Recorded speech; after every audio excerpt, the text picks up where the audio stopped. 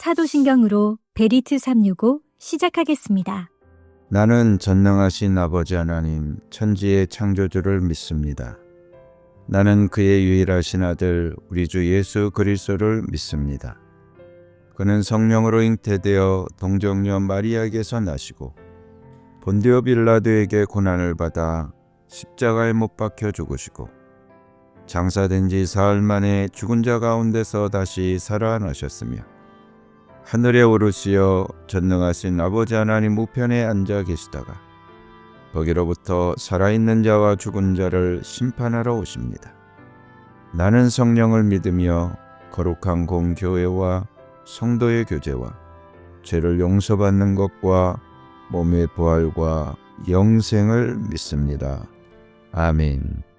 찬양으로 하나님께 영광 돌리겠습니다.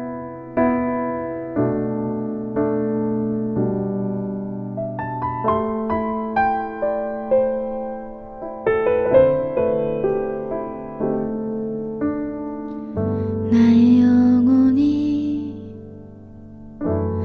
잠잠히 하나님만 바라며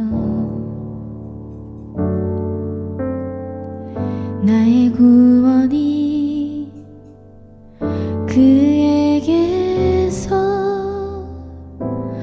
나는 도다. 나의 영혼아 잠잠히 하나님만 바라라. 나의 소망이 저에게서 나는 도다. 오직 주만이 나의 반석 나의 구원이시니 오직 주만이 나의 산성 내가 요동치 아니하리.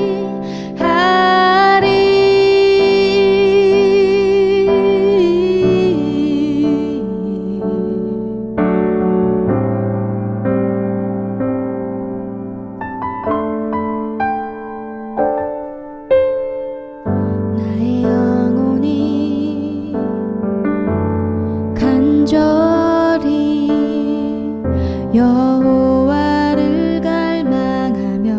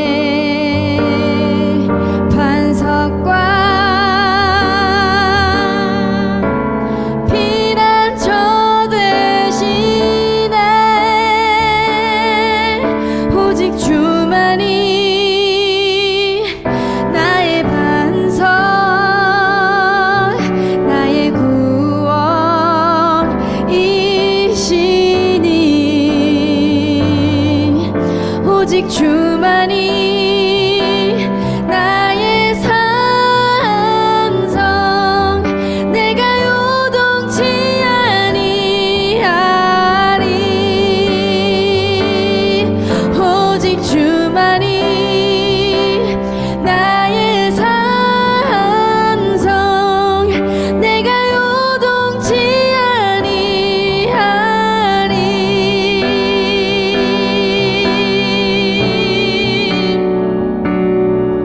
내가 요동치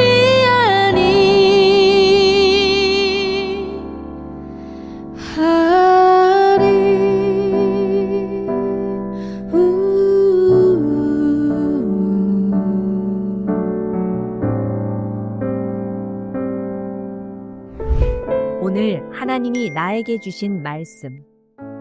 누가복음서 19장. 예수께서 여리고에 들어가 지나가고 계셨다. 삭개오라고 하는 사람이 거기에 있었다. 그는 세관장이고 부자였다. 삭개오는 예수가 어떤 사람인지를 보려고 애썼으나 무리에게 가려서 예수를 볼 수 없었다. 그가 키가 작기 때문이었다. 그래서 그는 예수를 보려고 앞서 달려가서 뽕나무에 올라갔다. 예수께서 거기를 지나가실 것이기 때문이었다. 예수께서 그곳에 이르러서 쳐다보시고 그에게 말씀하셨다. 삭개오야, 어서 내려오너라. 오늘은 내가 네 집에서 묵어야 하겠다. 그러자 삭개오는 얼른 내려와서 기뻐하면서 예수를 모셔드렸다. 그런데 사람들이 이것을 보고서 모두 수군거리며 말하였다. 그가 죄인의 집에 묵으려고 들어갔다. 삭개오가 일어서서 주님께 말하였다. 주님 보십시오. 내 소유의 절반을 가난한 사람들에게 주겠습니다. 또 내가 누구에게서 강제로 빼앗은 것이 있으면 4배로 하여 갚아주겠습니다.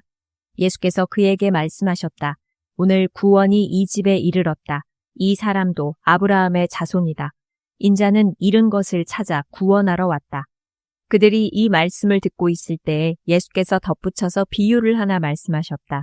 이 비유를 드신 것은 예수께서 예루살렘에 가까이 이르신 데다가 사람들이 하나님의 나라가 당장에 나타날 줄로 생각하고 있었기 때문이다. 그래서 예수께서 말씀하셨다. 귀족 출신의 어떤 사람이 왕위를 받아가지고 돌아오려고 먼 나라로 길을 떠날 때에 자기 종 10사람을 불러다가 10문화를 주고서는 내가 올 때까지 이것으로 장사를 하여라 하고 말하였다.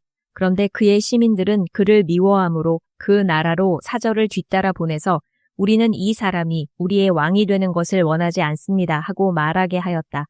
그러나 그 귀족은 왕위를 받아가지고 돌아와서 은화를 맡긴 종들을 불러오게 하여 각각 얼마나 벌었는지를 알아보고자 하였다. 첫째 종이 와서 말하였다. 주인님, 나는 주인의 한 문화로 10문화를 벌었습니다. 주인이 그에게 말하였다. 착한 종아, 잘했다. 네가 아주 작은 일에 신실하였으니 10고을을 다스리는 권세를 차지하여라. 둘째 종이 와서 말하였다. 주인님, 나는 주인의 한 문화로 5문화를 벌었습니다. 주인이 이 종에게도 말하였다. 너도 5고을을 다스리는 권세를 차지하여라. 또 다른 한 종이 와서 말하였다. 주인님 보십시오. 주인의 한 문화가 여기에 있습니다. 나는 이것을 수건에 싸서 보관해 두었습니다. 주인님은 야무진 분이라서 맡기지 않은 것을 찾아가시고 심지 않은 것을 거두심으로 나는 주인님을 무서워하여 이렇게 하였습니다. 주인이 그에게 말하였다. 악한 종아, 나는 네 입에서 나온 말로 너를 심판하겠다. 너는 내가 야무진 사람이라서 맡기지 않은 것을 찾아가고 심지 않은 것을 거두어가는 줄 알고 있었지.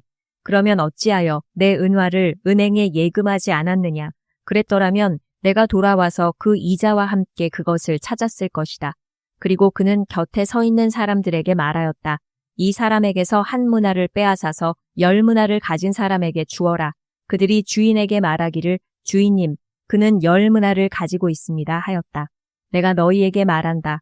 가진 사람은 더 받게 될 것이요. 가지지 못한 사람은 그가 가진 것까지 빼앗길 것이다. 그리고 내가 자기들의 왕이 되는 것을 원하지 않은 나의 이 원수들을 이리로 끌어다가 내 앞에서 죽여라. 예수께서 이 말씀을 마치시고 앞장서서 걸으시며 예루살렘으로 올라가고 계셨다. 예수께서 올리브산이라 불리는 산에 있는 벳바게와 베다니에 가까이 오셨을 때에 제자 2사람을 보내시며 말씀하셨다. 맞은쪽 마을로 가거라. 거기에 들어가서 보면 아직 아무도 타본 적이 없는 새끼 나귀 한 마리가 매여 있을 것이다. 그것을 풀어서 끌고 오너라. 혹시 누가 너희에게 왜 푸느냐고 묻거든 주님께서 그것을 필요로 하십니다 하고 말하여라. 보내심을 받은 사람이 가서 보니 예수께서 그들에게 말씀하신 그대로였다. 그들이 새끼 나귀를 푸는데 그 주인들이 그들에게 말하였다. 그 새끼 나귀는 왜 푸는 거요? 그들이 대답하였다. 주님께서 그것을 필요로 하십니다. 그리고 그들이 그 새끼 나귀를 예수께로 끌고 와서 자기들의 옷을 나귀 등에 걸쳐 얹고서 예수를 올라타시게 하였다. 예수께서 나아가시는데 제자들이 자기들의 옷을 길에 깔았다. 예수께서 어느덧 올리브산의 내리막길에 이르셨을 때에 제자의 온 무리가 기뻐하며 자기들이 본 모든 기적을 두고 큰 소리로 하나님을 찬양하면서 말하였다. 복되시다. 주님의 이름으로 오시는 임금님. 하늘에는 평화, 지극히 높은 곳에는 영광. 그런데 무리 가운데 섞여 있는 바리새파 사람 몇이 예수께 말하였다. 선생님, 선생님의 제자들을 꾸짖으십시오. 그러나 예수께서 대답하셨다. 내가 너희에게 말한다. 이 사람들이 잠잠하면 돌들이 소리 지를 것이다. 예수께서 예루살렘 가까이에 오셔서 그 도성을 보시고 우시었다. 그리고 이렇게 말씀하셨다. 오늘 너도 평화에 이르게 하는 일을 알았더라면 좋을 터인데 그러나 지금 너는 그 일을 보지 못하는구나. 그 날들이 너에게 닥치리니 너의 원수들이 토성을 쌓고 너를 애워싸고 너를 사면에서 죄어들어서 너와 네 안에 있는 네 자녀들을 짓밟고 내 안에 돌 한 개도 다른 돌 위에 얹혀 있지 못하게 할 것이다. 이것은 하나님께서 너를 찾아오신 때를 네가 알지 못했기 때문이다. 예수께서 성전에 들어가셔서 장사하는 사람들을 내쫓으시며 그들에게 말씀하셨다. 성경에 기록하기를 내 집은 기도하는 집이 될 것이다 하였다. 그런데 너희는 그것을 강도의 소굴로 만들어버렸다. 예수께서 날마다 성전에서 가르치셨다. 대제사장들과 율법학자들과 백성의 우두머리들이 예수를 없애버리려고 꾀하고 있었으나 어찌해야 할지 방도를 알지 못하였다. 백성이 모두 그의 말씀을 열심히 듣고 있었기 때문이다. 20장 예수께서 어느 날 성전에서 백성을 가르치시며 기쁜 소식을 전하고 계실 때에 대제사장들과 율법학자들이 장로들과 함께 예수께 와서 말하였다. 당신은 무슨 권한으로 이런 일을 합니까? 누가 이런 권한을 당신에게 주었습니까? 어디 우리에게 말해보십시오. 예수께서 그들에게 대답하셨다. 나도 너희에게 한 가지 물어보겠으니 나에게 대답해 보아라. 요한의 세례가 하늘에서 난 것이냐 사람에게서 난 것이냐? 그들은 자기들끼리 의논하면서 말하였다. 하늘에서 났다고 말하면 어찌하여 그를 믿지 않았느냐고 할 것이요. 사람에게서 났다고 말하면 온 백성이 요한을 예언자로 믿고 있으니 그들이 우리를 돌로 칠 것이다. 그래서 그들은 요한의 세례가 어디에서 났는지를 모른다고 대답하였다. 예수께서 그들에게 말씀하셨다. 나도 무슨 권한으로 이런 일을 하는지를 너희에게 말하지 않겠다. 예수께서 백성에게 이 비유를 말씀하셨다. 어떤 사람이 포도원을 만들어서 농부들에게 새로 주고 오랫동안 멀리 떠나 있었다. 포도를 거둘 때가 되어서 포도원 주인은 포도원 소출 가운데서 얼마를 소장료로 받아오게 하려고 종 하나를 농부들에게 보냈다. 그런데 농부들은 그 종을 때리고 빈손으로 돌려보냈다. 주인은 다른 종을 보냈다. 그랬더니 그들은 그 종도 때리고 모욕하고 빈손으로 돌려보냈다. 그래서 주인이 다시 세 번째 종을 보냈더니 그들은 이 종에게도 상처를 입혀서 내쫓았다. 그래서 포도원 주인은 말하였다. 어떻게 할까? 내 사랑하는 아들을 보내야겠다. 설마 그들이 내 아들이야 존중하겠지. 그러나 농부들은 그를 보고서 서로 의논하며 말하였다. 이 사람은 상속자다. 그를 죽여버리자. 그래서 유산이 우리 차지가 되게 하자. 그리하여 그들은 주인의 아들을 포도원 바깥으로 내쫓아서 죽였다. 그러니 포도원 주인이 그들을 어떻게 하겠느냐. 주인은 와서 그들을 죽이고 포도원을 다른 사람들에게 줄 것이다. 사람들이 이 말씀을 듣고서 말하였다. 그런 일이 없기를 바랍니다. 그때 예수께서 그들을 똑바로 바라보시고 말씀하셨다. 그러면 집 짓는 사람들이 버린 돌이 집 모퉁이의 머릿돌이 되었다 하고 기록된 말은 무슨 뜻이냐? 누구든지 그 돌 위에 떨어지면 그는 부스러질 것이요. 그 돌이 어느 사람 위에 떨어지면 그를 가루로 만들 것이다. 율법학자들과 대제사장들은 예수가 자기네들을 겨냥하여 이 비유를 말씀하신 줄 알았다. 그래서 그들은 바로 그때에 예수께 손을 대어 잡으려고 하였으나 백성을 두려워하였다. 그리하여 그들은 기회를 엿보다가 정탐꾼들을 보내서 이들이 거짓으로 의로운 사람들인 채 행세하면서 예수께로 접근하게 하여 그의 말씀을 책잡게 하였다. 그렇게 해서 그들은 예수를 총독의 치리권과 사법권에 넘겨주려고 하였다. 그들은 예수께 이렇게 물었다. 선생님, 우리는 선생님이 바르게 말씀하시고 가르치시고 또 사람을 겉모양으로 가리지 않으시고 하나님의 길을 참되게 가르치고 계시는 줄 압니다. 우리가 황제에게 세금을 바치는 것이 옳습니까? 옳지 않습니까? 예수께서는 그들의 속셈을 알아채시고서 그들에게 말씀하셨다. 데나리온 한 잎을 나에게 보여다오. 이 돈에 누구의 얼굴상과 글자가 새겨져 있느냐? 그들이 대답하였다. 황제의 것입니다. 예수께서 그들에게 말씀하셨다. 그러면 황제의 것은 황제에게 돌려주고 하나님의 것은 하나님께 돌려드려라. 그들은 백성 앞에서 예수의 말씀을 책잡지 못하고 그의 답변에 놀라서 입을 다물었다. 부활이 없다고 주장하는 사두개파 사람 가운데 몇 사람이 다가와서 예수께 물었다. 선생님, 모세가 우리에게 써주기를 어떤 사람의 형이 자식이 없이 아내를 남겨두고 죽으면 그 동생이 그 형수를 맞아들여서 뒤를 이을 아들을 자기 형에게 세워주어야 한다 하였습니다. 그런데 7 형제가 있었습니다. 마지가 아내를 얻어서 살다가 자식이 없이 죽었습니다. 그래서 둘째가 그 여자를 맞아들였고 그 다음에 셋째가 그 여자를 맞아들였습니다. 7 형제가 다 그렇게 하였는데 모두 자식을 남기지 못하고 죽었습니다. 나중에 그 여자도 죽었습니다. 그러니 부활 때에 그 여자는 그들 가운데서 누구의 아내가 되겠습니까? 7이 다 그 여자를 아내로 맞아들였으니 말입니다. 예수께서 그들에게 말씀하셨다. 이 세상 사람들은 장가도 가고 시집도 가지만 저 세상과 죽은 사람들 가운데서 살아나는 부활에 참여할 자격을 얻은 사람은 장가도 가지 않고 시집도 가지 않는다. 그들은 천사와 같아서 더 이상 죽지도 않는다. 그들은 부활의 자녀들이므로 하나님의 자녀들이다. 죽은 사람들이 살아난다는 사실은 모세도 가시나무 떨기 이야기가 나오는 대목에서 보여주었는데 거기서 그는 주님을 아브라함의 하나님, 이삭의 하나님, 야곱의 하나님이라고 부르고 있다. 하나님은 죽은 사람들의 하나님이 아니라 살아있는 사람들의 하나님이시다. 모든 사람은 하나님과의 관계 속에서 살고 있다. 이 말씀을 듣고서 율법학자 가운데 몇 사람이 말하였다. 선생님, 옳은 말씀입니다. 그들은 감히 예수께 더 이상 질문을 하지 못하였다. 예수께서 그들에게 말씀하셨다. 어떻게 사람들이 그리스도를 다윗의 자손이라고 하느냐? 다윗이 친히 시편에서 말하기를 주님께서 내 주께 말씀하셨다. 내가 네 원수들을 네 발 아래에 굴복시킬 때까지 너는 내 오른쪽에 앉아 있어라 하였다. 다윗이 그리스도를 주라고 불렀는데 어떻게 그가 다윗의 자손이 되겠느냐? 모든 백성이 듣고 있는 가운데 예수께서는 자기 제자들에게 말씀하셨다. 율법학자들을 조심하여라.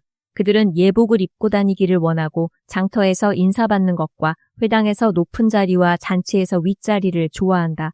그들은 과부들의 가산을 삼키고 남에게 보이려고 길게 기도한다. 그들은 더 엄한 심판을 받을 것이다. 다 같이 기도하겠습니다. 나와 만물을 창조하시고 주관하시는 하나님을 찬양합니다. 불변의 사랑으로 나를 지켜주심을 감사합니다. 감당할 수 없는 사랑에도 불구하고 주님을 당당히 자랑하지 못함을 회개합니다. 주님을 의지하는 믿음으로 다시 시작하고자 합니다. 믿음은 바라는 것들의 실상이라 하셨사오니 먼저 믿음을 고백하게 하옵소서. 언제 어디서든 내 말을 하지 않고 성령님의 말이 내 입에서 나오게 하옵소서. 만나는 사람에게 위로와 격려가 되게 하옵소서. 나와 함께하는 모든 사람에게 주님이 느껴지기를 소망합니다.